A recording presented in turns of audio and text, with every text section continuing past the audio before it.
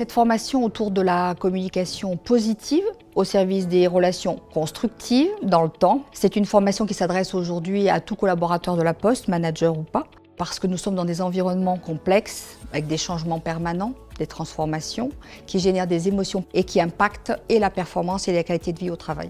Le manager ne peut plus avoir réponse à tout, ne peut plus être dans une posture d'expert qui traite et répond et gère tous les problèmes et qui est censé développer de l'intelligence collective. Et pour ça, la qualité de la relation est essentielle. C'est ce qu'on apprend pendant ces 2 jours. Pour les collaborateurs, c'est vraiment mieux gérer sa place et sa participation au collectif, notamment effectivement à travers sa capacité de compréhension et de gestion des situations difficiles. Pour les managers, ça sera davantage effectivement de travailler le sens, la cohésion de l'équipe, la qualité de vie au travail et de développer l'engagement des collaborateurs au service de la performance, notamment effectivement à travers sa capacité de compréhension et de gestion des situations difficiles. Ces 2 jours s'articulent autour de 4 grands thèmes. Le premier, c'est mieux se connaître en termes de freins et de force en tant que communicant. Le deuxième, il est repérer ses attitudes, privilégier les impacts, notamment à travers porteurs. Le troisième, ça va être autour de la communication non violente, une philosophie de relation à l'autre, comment être dans ne pas nuire à soi ni à l'autre, traiter votre besoin et celui de l'autre. Et la dernière partie, autour des émotions. Leur rôle, leur impact, comment les accueillir, comment les faire exprimer et de prévenir ensuite les conflits. Les outils et les méthodes pédagogiques sont vraiment très orientés participants. Beaucoup de jeux, de mise en situation. On s'amuse beaucoup et on rit parce que c'est important aujourd'hui d'être dans des outils et des formes pédagogiques ludiques pour apprendre.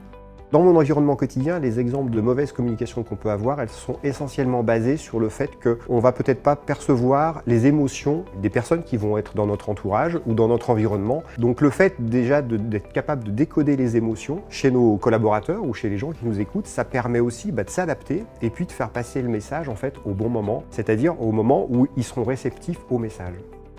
J'ai fait cette formation pour améliorer la communication au sein de mon équipe afin de limiter les conflits et faciliter justement cette communication. On m'a donné des outils dont la communication non violente qui semble très efficace et qui permet justement de bien structurer les communications, les divergences entre les différentes personnes, mais de façon non agressive et justement en faisant preuve d'empathie. L'outil que j'ai particulièrement aimé s'appelle la dépollution. Ça consiste à jeter sur une feuille tout ce que l'on peut reprocher à quelqu'un. Donc ça permet derrière de sortir ses émotions et de pouvoir discuter ensuite avec la personne en ayant mis de côté tout ce qu'on peut lui reprocher. Ça va me permettre d'avoir un regard sur les autres différents, d'être plus ouverte je pense, et d'être en mesure de comprendre lorsqu'une personne ne va pas dans mon sens en fait. En tant que médecin du travail, j'ai un rôle de conseil auprès de l'employeur. Et donc, si on veut faire passer des idées importantes, il faut être capable de bien les amener, parce qu'on aura beau avoir de bonnes idées, si on est un mauvais communicant, ce sera très difficile de les faire passer. De même qu'en consultation, quand je rencontre les collaborateurs, que ce soit effectivement pour leur délivrer une information concernant leur santé, les précautions à prendre dans leur travail, etc. Ce que j'ai pu apprendre aujourd'hui va certainement changer pas mal de choses dans ma pratique quotidienne, mais également dans ma vie privée, je pense.